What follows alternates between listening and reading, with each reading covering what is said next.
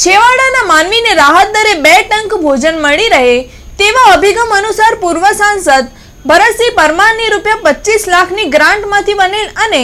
શ્રી સ્વામિનારાયણ ગુરુકુલ નાયર સંચાલિત પંડિત દીનદયાલ ઉપાધ્યાય ભોજનાલયનું ઉદ્ઘાટન કેન્દ્રીય કૃષિ રાજ્યમંત્રી પુરુષોત્તમ રૂપાલાના હસ્તે કરવામાં આવ્યું હતું।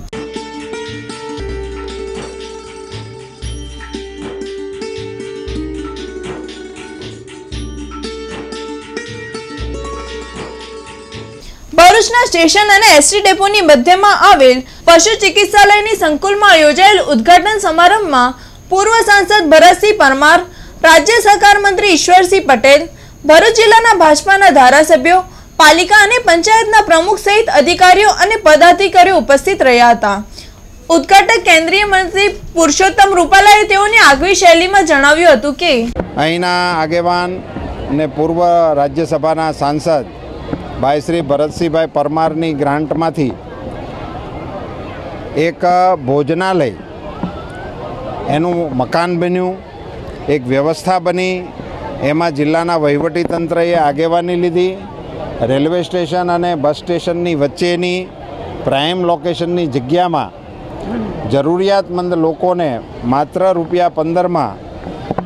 સુંદર મજાનું સાત્વિક ભોજન મળી રહે એવી વ્યવસ્થાનું આયોજન થયું। ડીકે સ્વામી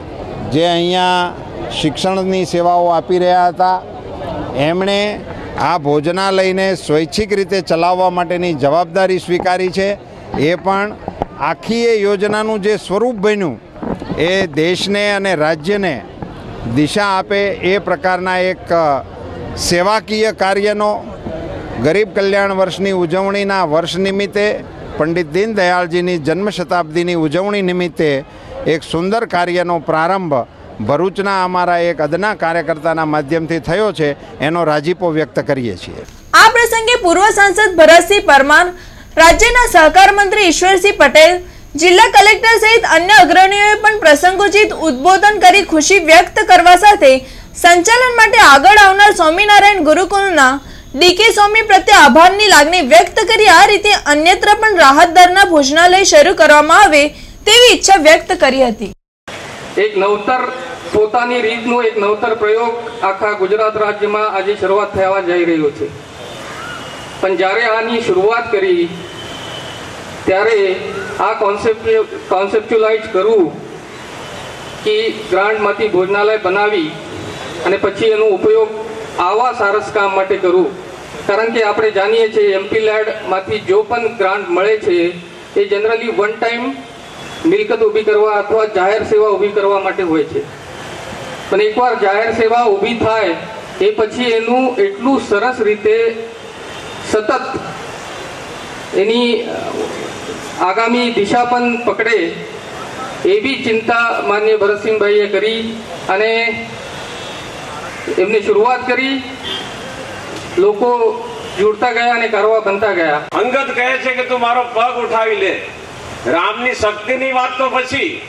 પણ મારો પગ હટાવે તો હું સીતા માતાને હારી જઈશ। મિત્રો, ભરી સભામાં રાવણ પરસેવે રેબજેબ હતો, એ પગ નથી હટાવી શક્યો, અને પછી જ્યારે રામજી પાસે જાય છે ત્યારે માં સીતાનો સંદેશો આપે છે, ત્યારે રામજી એને કહે છે કે તારી આ શક્તિ હતી એટલે તું ત્યાં જઈને એનું અભિમાનનું હનન કર્યું, અને ત્યારે અંગદ સરસ ચોપાઈ કહે છે કે ભગવાન આ મારી શક્તિ નથી,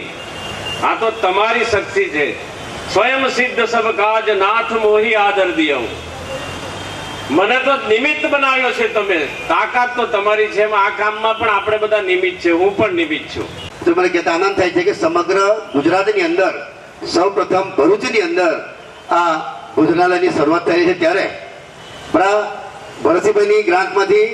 આ મકાન બનાવવામાં આવ્યું। આપણા નાયર સ્વામીજી, ડીકે સ્વામીજીએ પણ એમાં તૈયારી બતાવી અને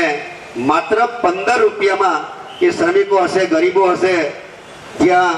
કોઈ ફેક્ટરી હશે ને ફેક્ટરીમાં નાના માણસો કામ કરતા હશે, એમને પણ ટિફિન દ્વારા પણ ત્યાં પહોંચાડવા માટેનું જે એમણે બાંધેલી છે, ત્યારે ડીકે સ્વામીજીને પણ ખૂબ અભિનંદન આપું છું, ભરતસિંહભાઈને પણ અભિનંદન આપું છું।